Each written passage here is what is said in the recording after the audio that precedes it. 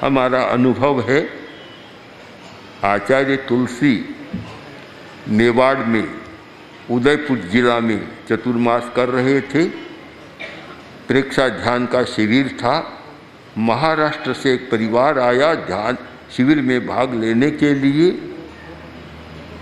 उस परिवार के मुखिया ने कहा, एक समस्या है कि हमारी बहू छोटी अवस्था है, 20-25 वर्ष की अवस्था है, निरंतर डरती रहती है, दिन में रात में, चाहे 1000 आदमियों के बीच में तो भी डरती है, अकेली तब डरती है, निरंतर डरती है।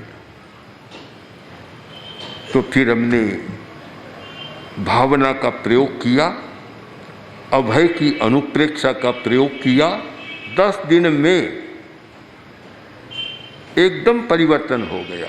जब जाने लगे तो मैंने पूछा क्या स्थिति है, तो परिवार के लोगों ने कहा, उसने स्वयं भी कहा कि 80% तो डर दूर हो गया। अब जो थोड़ा बहुत बचा है और प्रयोग चलेगा, ठीक हो जाएगा। भावना एक प्रकार से जो हमारा लक्ष्य है, ध्येय है, उससे अपने आप को भावित कर लेना, सम्मोहित कर लेना, अथवा उसके साथ तादात्म्य स्थापित कर लेना। जब हमारा तादात्म्य होता है तो हमारी परिणति वैसी शुरू हो जाती है, हमारे भीतर से हम वैसा आकार लेना शुरू कर देते हैं।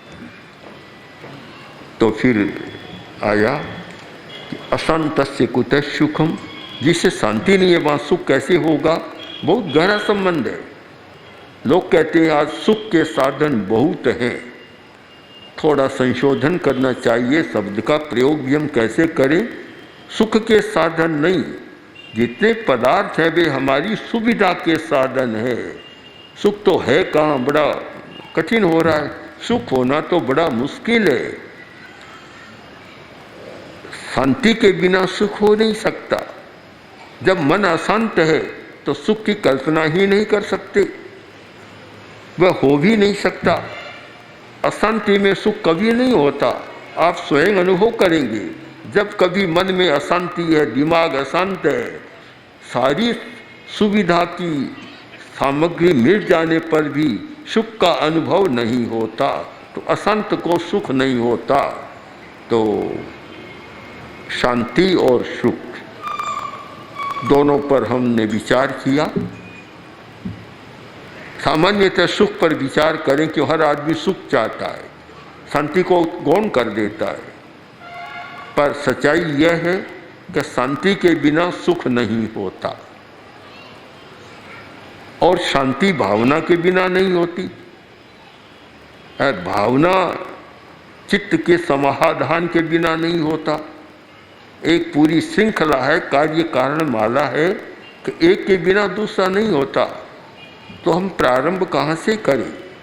अगर गीता के दर्शन को सामने रखें तो युक्त होने से, समाधि या योग से शुरू करें। योगो भवति दुःखः, बड़ा सुंदर है कि युक्ताहार विहारस्य योगो भवति दुःखः। योग दुख कम करने वाला है, अशांति को कम करने वाला है।